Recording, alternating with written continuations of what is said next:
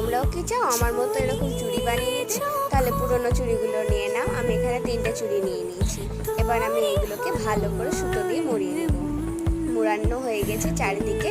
এবার আমি এরকম একটা কাপড় নিয়ে নিচ্ছি। কাপড়টাকে লম্বা করে কেটে নিয়ে দুই দিকে ভালোভাবে এরকমভাবে কেটে নিচ্ছি। আসলে কি হয়েছে বলো তো, দুদিন আগে আমি এরকম চুড়ি কিনতে গেছিলাম। তখন কিনতে গিয়ে আমার হাতের মাপে না পাওয়ায় আমার খুব রাগ হয়েছিল। আমি বলছিলাম এবার তো আমি বানিয়েই ছাড়বো। দিয়ে ব্যাস আর কি বসে পড়লাম বানিয়ে নিতে। এবার কাপড়টাকে ভালোভাবে এরকমভাবে জড়িয়ে নেব শক্ত করে, যাতে খুলে না যায়। তোমরা চাইলে আঠা ব্যবহার করতে পারো, আমি এখানে ব্যবহার করিনি। এবার ভালো করে মুড়িয়ে নেব শেষটা, আর সুতো দিয়ে সেলাই করে নেব। এবার এই বলগুলো নিব। আমি এখানে 2টো বল ব্যবহার করেছি।